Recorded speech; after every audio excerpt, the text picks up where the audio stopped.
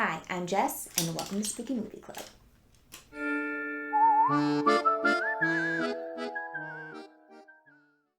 Hi, everyone. Thanks for coming back to this discussion of the Blair Witch Project.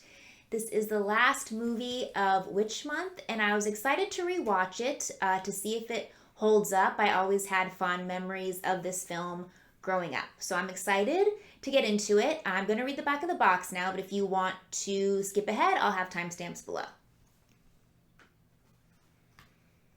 In October of 1994, I was 5 years old, 3 student filmmakers disappeared in the woods near Burkittsville, Maryland, while shooting a documentary.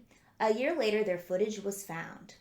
The Blair Witch Project follows a trio of filmmakers on what should have been a simple walk in the woods, but quickly becomes an excursion into heart-stopping terror.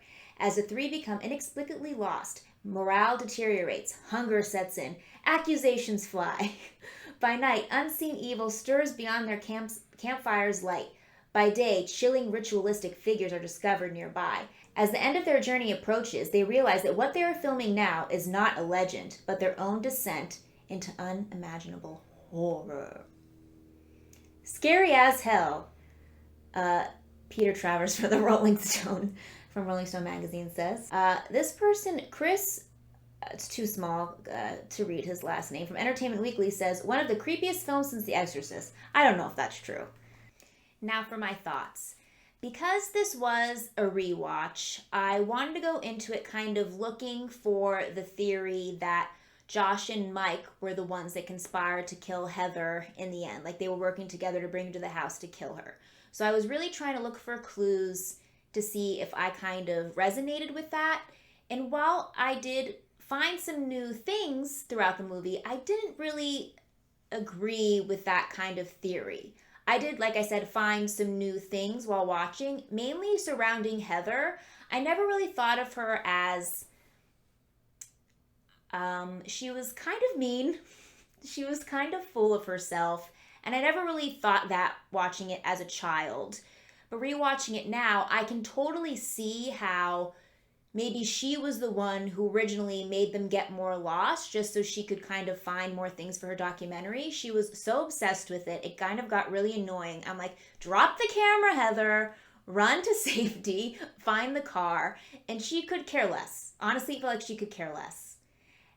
And I thought that was an interesting kind of take on it where, not towards the end, I don't think she was kind of forcing them to get lost, but like, that first night, I think she kind of wanted to kind of explore a little more. So she was like, oh, I don't know. I know exactly where we're going, but forcing them to get lost so she could find more things for her documentary.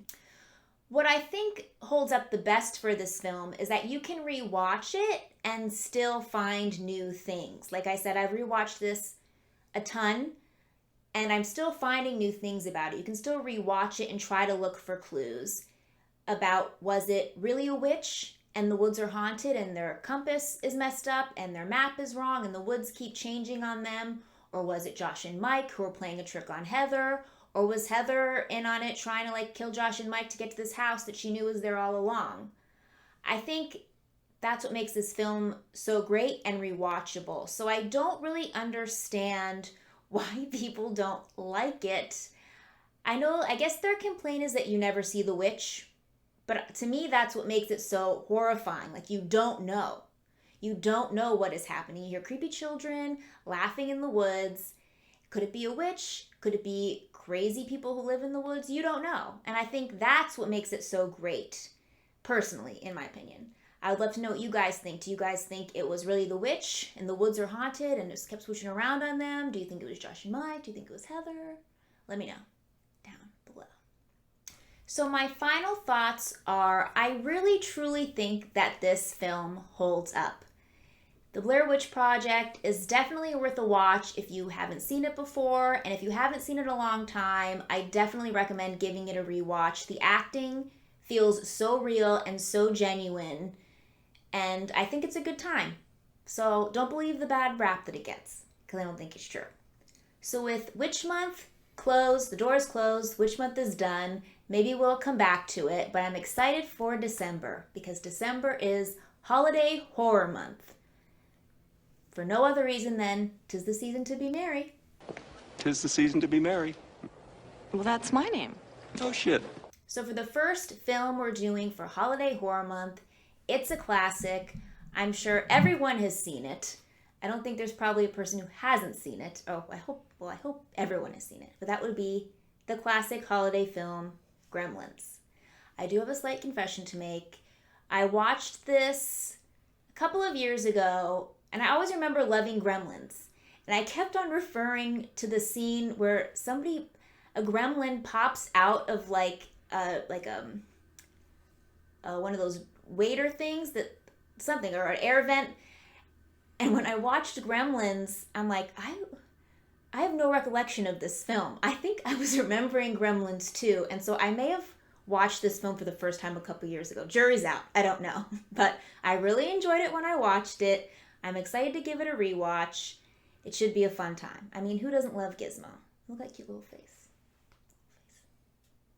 So I'm super excited for Holiday Horror Month. I love Christmas. I love December. Love the whole holiday.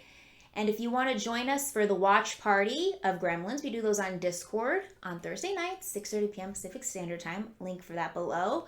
Or if you want to join us for the live discussion of Gremlins, we do that over on Twitch on Saturdays, 5:30 p.m. Pacific Standard Time.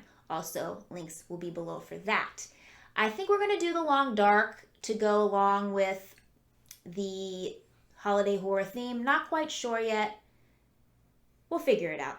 But I hope to see you then, and if not, I'll see you back here on Sunday. Bye.